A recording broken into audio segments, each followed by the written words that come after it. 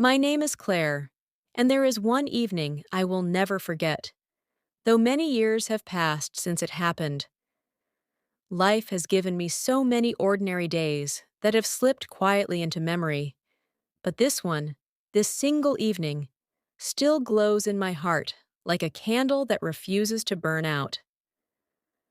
I was 23 then, living in a small town where the streets grew silent after sunset, and the only place that stayed alive past 9 o'clock was the little cafe by the lake. I often went there to read or simply to escape the loneliness that sometimes pressed heavily on me. I worked in a bookstore, and though I loved the smell of paper and ink, I longed for something that felt like more than just passing the hours. That night, I had walked to the cafe with no intention other than drinking tea.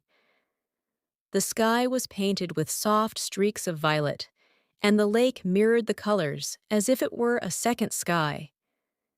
Inside, the warm lights flickered, and the low hum of quiet conversations wrapped around me like a blanket. I chose my usual corner by the window, ordered chamomile tea, and opened the notebook I carried everywhere. I liked to write small things, thoughts, fragments, pieces of stories that had nowhere to go. It was then that he walked in. His name, I would later learn, was Daniel. He was taller than most men I had seen, with dark hair that looked almost black in the dim light, and eyes that carried something gentle, yet unreadable. He scanned the room, clearly searching for a place to sit, but every table was full except mine. Our eyes met for a moment, and I did something I rarely did. I smiled. "Would you mind if I sit here?" he asked. His voice was calm, polite, the kind of tone that puts you at ease instantly. "Of course," I said, moving my notebook aside. He ordered coffee, and for a while we sat in silence, both of us absorbed in our own thoughts. But then he noticed the pen in my hand and the half-finished sentence on the page. "Do you write?" he asked. "A little," I admitted, "mostly for myself."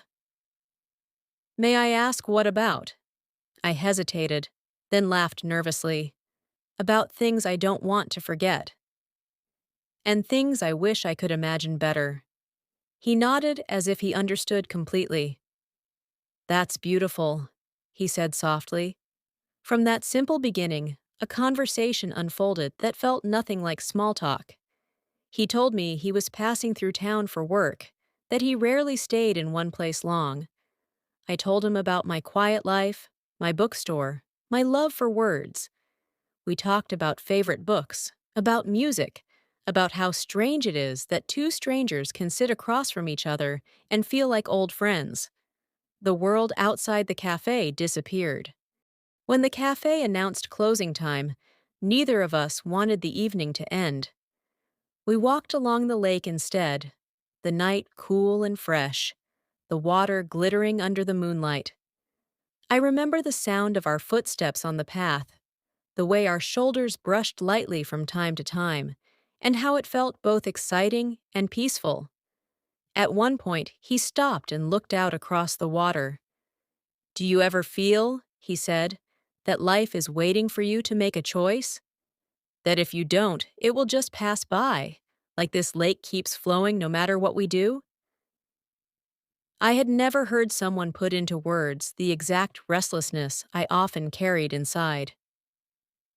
"Yes," I whispered, "I feel it every day."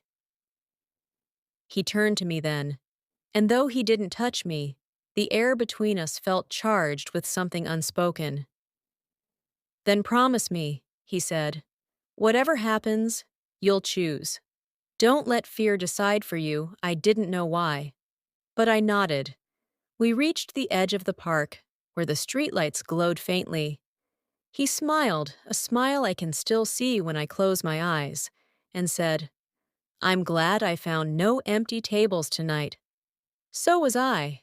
The next morning, he came to the bookstore before leaving town. He didn't buy a book. Instead, He placed a folded piece of paper on the counter. "For you," he said. Then he was gone. I unfolded it only after he had disappeared down the street. On the paper was a single sentence, written in careful handwriting. "Don't be afraid to live the story you truly want." I never saw him again. He had been a traveler passing through, and maybe I was just another stop in his journey. But his words stayed with me, not like advice, but like a key unlocking a door I had been too afraid to open. That evening changed me. I began to take chances, small ones at first, then larger ones. I applied for a writing course in the city, moved away from my little town, and slowly built the life I had once only scribbled about in my notebook.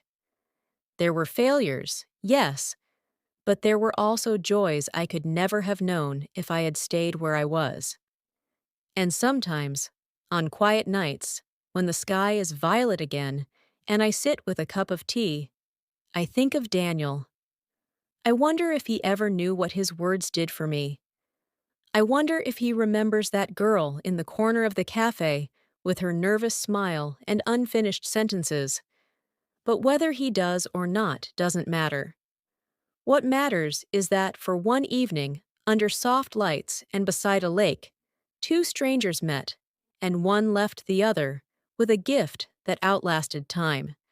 It was just a visit to a cafe, just an ordinary night. But in my heart, it remains the most extraordinary chapter of my life.